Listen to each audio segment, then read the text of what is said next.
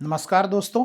अभी तक हमने त्रिभुज, चतुर्भुज और वृत्तों के बारे में उनके प्रमेय के उनके थ्योरम जितनी थी उन सबको समझते हुए अच्छे से हमने आगे उसको खत्म किया है। अगला टॉपिक है हमारा बहुभुज। ठीक है ना। तो ध्यान दीजिएगा, बहुत ही महत्वपूर्ण और बहुत ही बेस को क्लियर करने वाला। जैसे उन तीन लड़कों को आपने समझा, त्रिभुज, चतुर्भुज और वृत्त को। यदि इसको मैं बोलूं कि तीन लड़कों को उनको समझा उनके लड़की के परिवार वालों ने, ठीक है ना, ब्याह करने के लिए। वैसे ही ये एनआरआई है, ठीक है, ये बाहर का है, विदेश में रहता है ये बहुभुज, ठीक है ना।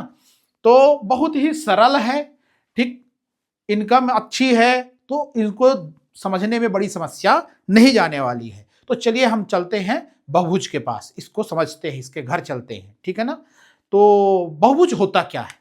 देखिए, बहुभुज क्या है कि यदि तीन भुजाएं हों या तीन से अधिक भुजाएं हों, चार हों, पांच हों, और पहला तो तीन या तीन से अधिक भुजाएं होनी चाहिए, और दूसरा शर्त यह है कि वह एक बंद आकृति बनाए। जैसे एक दो तीन भुजा और बंद आकृति बना रहा है, तो इस त्रिभुज को भी एक बहुभुज कहा जाएगा। इस चतुर्भुज, एक दो तीन चार, चार भुजाएं है ना, तो ये भी एक क्या है, बहुभुज है। इसमें पांच भुजाएं, इसमें छह भुजाएं, तो ये क्या है, ये सभी बहुभुज हैं।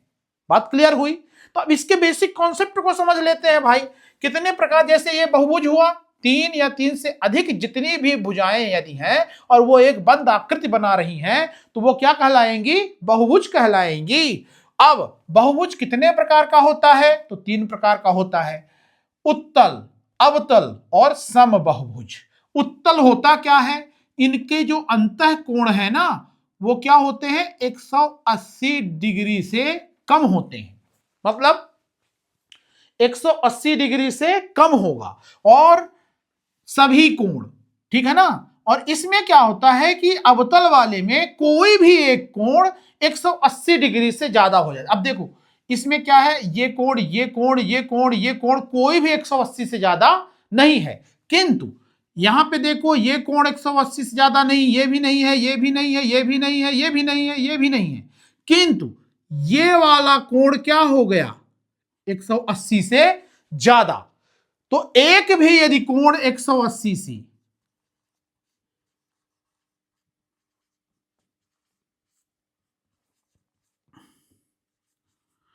से ज्यादा यदि हो गया, तो उसको बोलते हैं अवतल बहुभुज। क्या बोलते हैं, अवतल बहुभुज। अब आता है समबाहुभुज।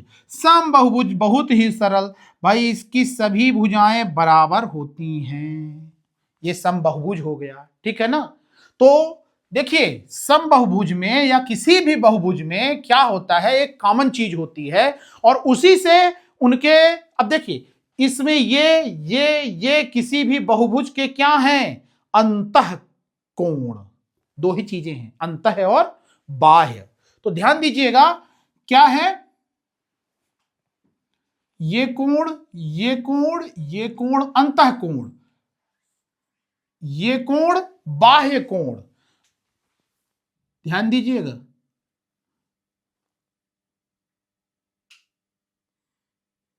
ये बाह्य,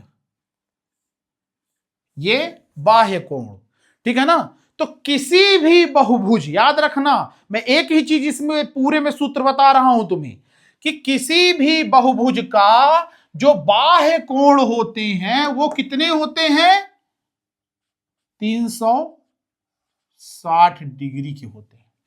ध्यान रखिएगा, इसी से मैं अंतः कोण निकालने वाला हूं, इसी से मैं बाह्य कोण निकालने वाला हूं, ठीक है ना। अब एक बात बताओ, यदि ये समबाहु त्रिभुज है, ये बराबर बराबर भुजाएं हैं, समझना, तो इसके अंदर कोण कितना होता है समबाहु में, 60 60 60।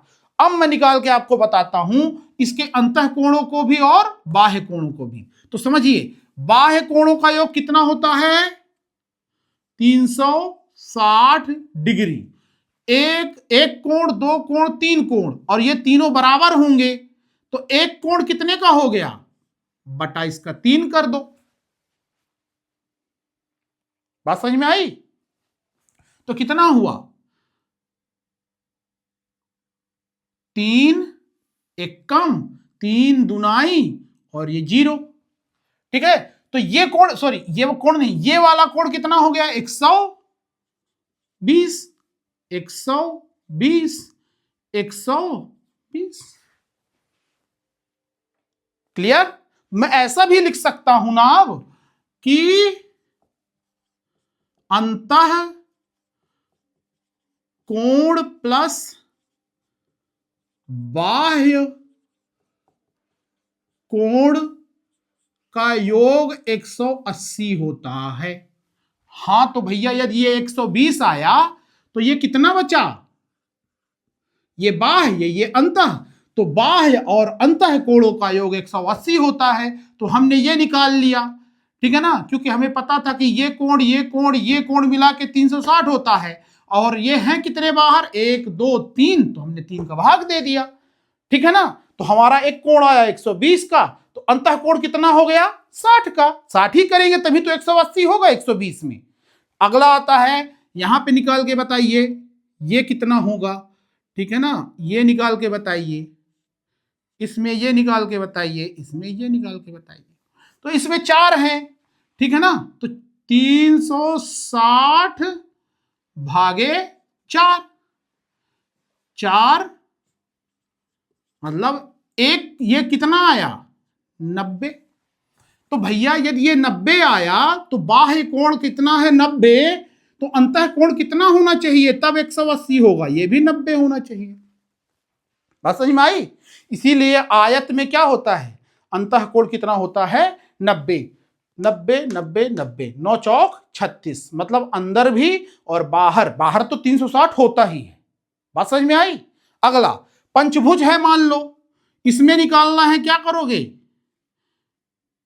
मान लीजिए ये है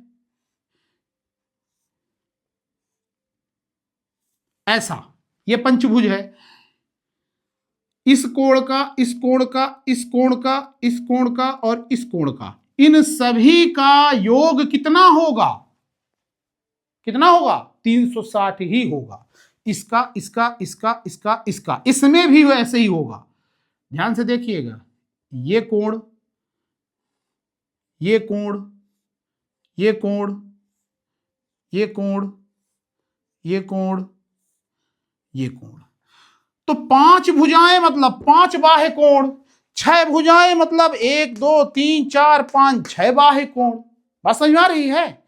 एक चीज मुझे समझ में आई कि जितनी भुजाएं उतने ही बाह्य कोण और उतने ही अंतः कोण होते हैं। देख गिन लो, एक अंतः कोण, दूसरा अंतः कोण, तीसरा, चौथा और पांचवा। तो बाह्य और अंतः कोणों की संख्या और इनकी भुजाओं की संख्या बराबर होती है। अब एक ही चीज मैंने बताया है अभी तक कि सभी बाह्य कोणों का योग कितना होता है? 360। क्लियर? और बाह्य और अंतः कोणों का योग कितना होगा? 180 होगा। तो अब आपसे कोई भी पूछे कि एक कोण कितना होगा, तो नहीं निकाल लोगे। देखो ये कितना होगा? 360 बटे 5, क्योंकि 1 2 3 4 5 बराबर भागों में बटा होगा, तो 5 सते 35, एक बचा, तो ये 72 डिग्री आ गया, ये कट गया। तो मतलब एक कोण कितना आया इसका? बाहर का पंचभुज में कितना आया? 72।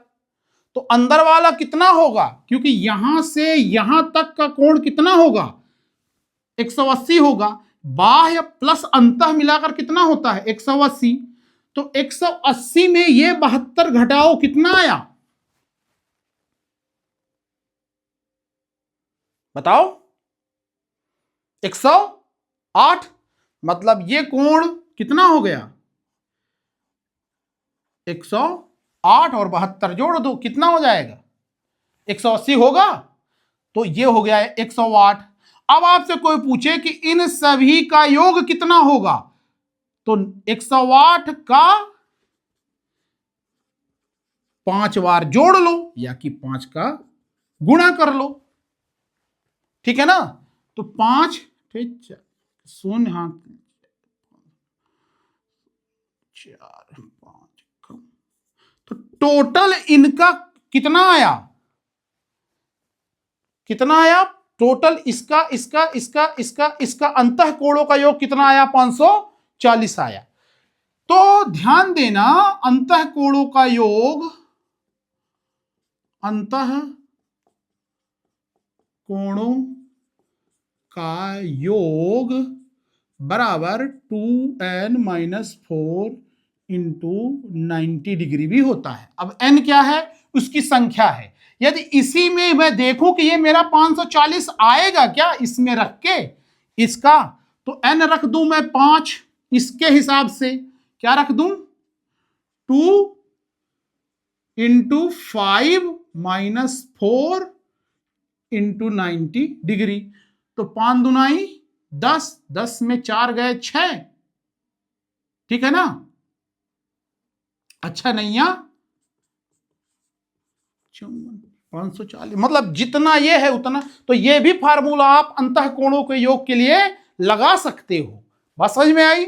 मैं तो नहीं लगा रहा हूं, क्यों, क्योंकि मुझे पता है कि जितने भी ये बाह्य कोण हो गए उनका योग 360 होगा, और बाह्य प्लस अंतः मिलाकर 180 होता है। तो मैं, मुझसे तुम योग पूछोगे, 2 कोणों के बारे में पूछोगे, एक के बारे में पूछोगे, मैं सब बता सकता हूं। क्लियर। अगला ऐसे ही ये यदि छठभुज है तो उसमें भी यही करोगे, 360 भागे 6, तो एक कोण बाह्य कोण आ गया, 6×6 मतलब 60 आ गया। आया। तो यदि ये 60 आया तो अंदर वाला कितना बचा, 120। क्यों, क्योंकि ये टोटल मिलाकर कितना होगा, 180। तो यदि ये 60 है तो ये अंदर वाला 120, और यदि ये 120 है तो ये भी 120, 120, 120, 120, 120।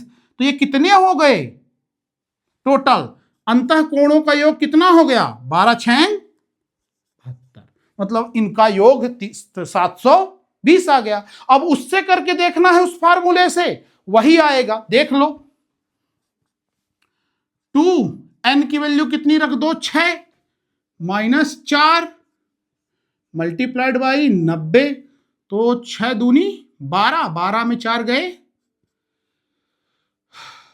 8, है ना, और गुड़ते 90, 8 9 72, 720।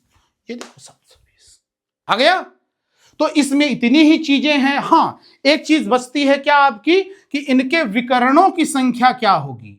यदि मान लीजिए ये विकर्ण हैं तो इनके विकर्णों की संख्या क्या होगी। तो विकर्णों की संख्या के लिए क्या होता है, एक सूत्र है,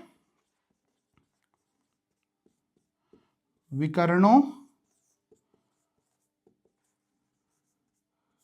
संख्या निकालने के लिए n इंटू n-1/2 ये फार्मूला आप अप्लाई करिए। और आपको, जैसे मान लीजिए यदि आपको इसमें जानना है कि ये छठभुज है, इसमें कितने विकर्ण हैं, तो आप कुछ ना करिए, या इस फार्मूले में रखेंगे n मतलब 6 में 1 घटा के मतलब 5/2 -6 कितना आया, इसको करिए, तो 3 बचे 15, 15 में 6 गए, ठीक है, तो 9 आ।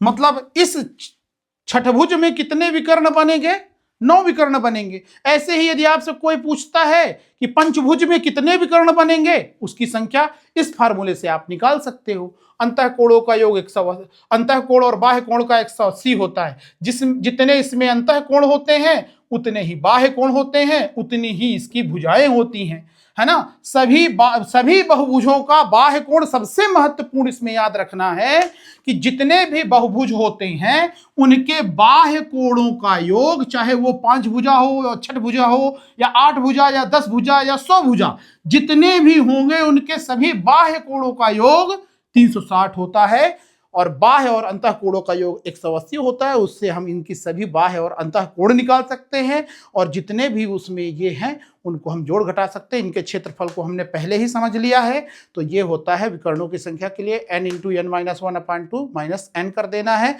n है आपका जितनी इसकी भुजाएं हैं, ठीक है। तो ये हो जाता है आपका बहुभुज। और अगले टॉपिक में मिलते हैं आपसे। उम्मीद है कि ये चीज़ आपको समझ में आई होगी। नमस्कार।